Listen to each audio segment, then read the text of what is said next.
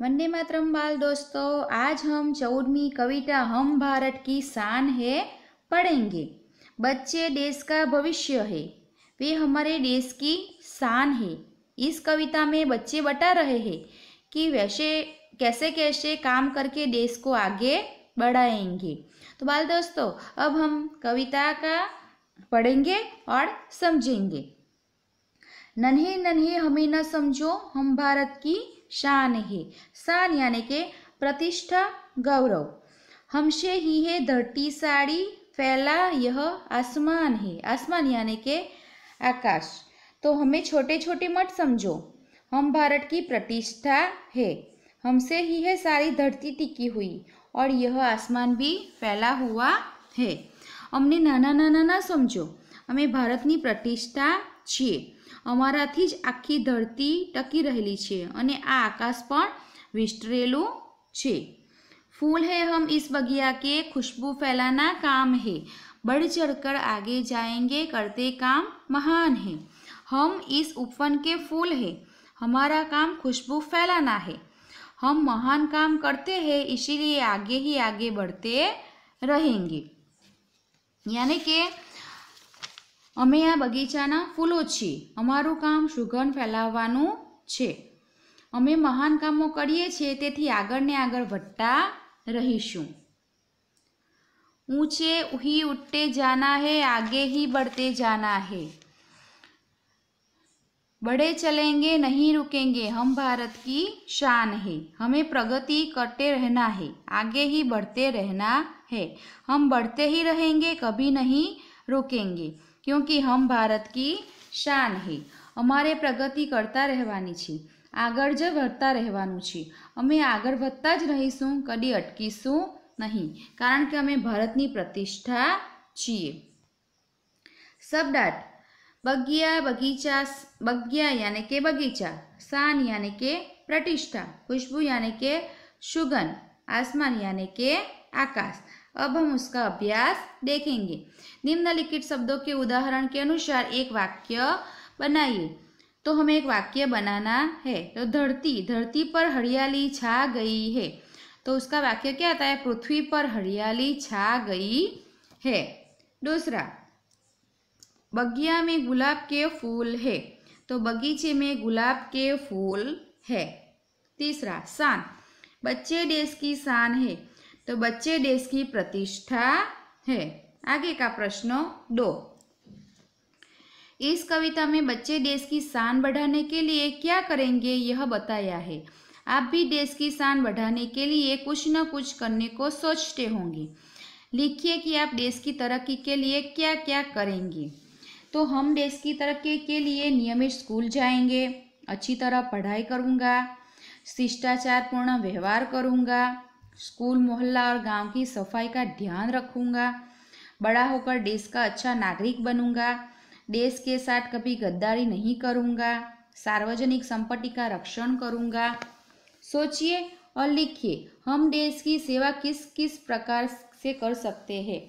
तो आदर्श छात्र बनकर और अच्छी पढ़ाई करके, हमारे आसपास की स्वच्छता का ध्यान रखकर, बड़े होकर अच्छे नागरिक बनकर, पूरी निष्ठा से हमारा फर्ज अदा करके, देश के विकास में संपूर्ण योगदान देकर। तीसरा, काव्य का सामूहिक एवं व्यक्तिगत गान कीजिए। તમારે कविताने गावानी રહેશે। चौथું, रेखांकित शब्दों पर सर्वभार देकर वाक्य पढ़िए। इसमें भार देकर, सर्वभार देकर वाक्य पढ़ना है। आगे का प्रश्न स्वाध्याय। स्वाध्याय का पहला प्रश्न है, भारत माता की शान कौन है। तो बच्चे, भारत माता की शान है। दूसरा, बगियों में खुशबू कौन फैलाता है। तो बगियों में फूल खुशबू फैलाता है। हम कैसे आगे बढ़ सकते हैं। हम महान काम करके आगे बढ़ सकते हैं। हमारे देश में, देश का भविष्य कौन है। तो हमारे देश का भविष्य बच्चे है। आगे, पहचान कर नाम लिखिए और इनके बारे में पुस्तकालय में जानकारी प्राप्त कीजिए। तो मैं आपको एक सुनाती हूँ, बाद में आप कोई भी पुस्तक में से इनके बारे में जानकारी लीजिए और लिखिए। तो पहला है अमिताभ बच्चन। तो अमिताभ बच्चन फिल्म जगत के मशहूर अभिनेता हैं। उनका जन्म 11 अक्टूबर 1942 को उत्तर प्रदेश के इलाहाबाद शहर में हुआ था। उनके पिता का नाम हरिवंश राय बच्चन और माता का नाम तेजी बच्चन है। अमिताभ जी उनके फिल्मों में अच्छा अभिनय कर बहुत लोकप्रिय हुए हैं। उनकी गिनती दुनिया के महान अभिनेताओं में होती है। पद्म भूषण अन्य अनेक सम्मान उन्होंने प्राप्त किए हैं। दूसरा है लता मंगेशकर। तो कोकिल कंठी लता जी अच्छी गायिका है। वह उनका जन्म इंदौर में हुआ था। उनके भाई हृदयनाथ अच्छे संगीतकार एवं उनकी बहनें आशा और उषा अच्छी गायिका है। लता जी की आवाज़ में जादू है। उनको संगीत के सभी रागों का ज्ञान है। उनको भारत की सर्वोच्च उपाधि भारत रत्न में सम्मानित किया गया है। तीसरा है मदर टेरेसा। मदर टेरेसा को दया की देवी का नाम से पूरा विश्व जानता है।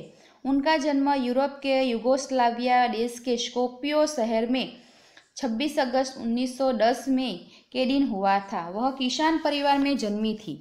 19 साल की उम्र में वह भारत आई।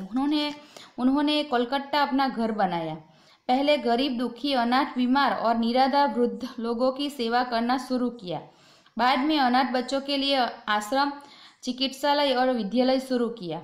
इसके अलावा रक्तपीठ के रोगियों की भी अनन्य सेवा की। कोलकाता में उन्होंने निर्मल हृदय की स्थापना की। मदर टेरेसा को नोबेल पीस प्राइज और भारत रत्न जैसे कई सम्मान मिले थे। यह दया की देवी 1997 में दिन हमेशा के लिए चल बसी। आगे विक्रम साराभाई। डॉक्टर विक्रम साराभाई का जन्म 12 अगस्त 1912 में अहमदाबाद में हुआ था। पिता का नाम अंबालाल और माता का नाम सरला देवी था। उन्होंने परमाणु ऊर्जा, अंतरिक्ष विकिरण, सूर्य ग्रह, तारा, प्लाज्म, भौतिक और खगोल पर कार्य किया था। वे परमाणु ऊर्जा के पहले अध्यक्ष बने। उनके प्रयत्न से भारत में दूरसंचार, दूरदर्शन, मौसम विज्ञान आदि से संबंधित अनेक उपग्रह अंतरिक्ष में सफलतापूर्वक कार्य कर रहे हैं। उन्होंने अहमदाबाद में लोक विज्ञान केंद्र एवं नेहरू विकास संस्था की स्थापना की। अब आगे अब्दुल कलाम जी। डॉक्टर APJ अब्दुल कलाम के बारे में आप लिख सकते हैं। बाद में आप कल्पना चावला के बारे में लिख सकते हैं, सुनीता विलियम्स के बारे में लिख सकते हैं, PT उषा के बारे में लिख सकते हैं, सचिन तेंदुलकर के बारे में लिख सकते हैं, साइना नेहवाल के बारे में लिख सकते हैं। तो बाल दोस्तों, यहीं पर हमारा स्वाध्याय और अभ्यास खत्म होता है। अस्तु।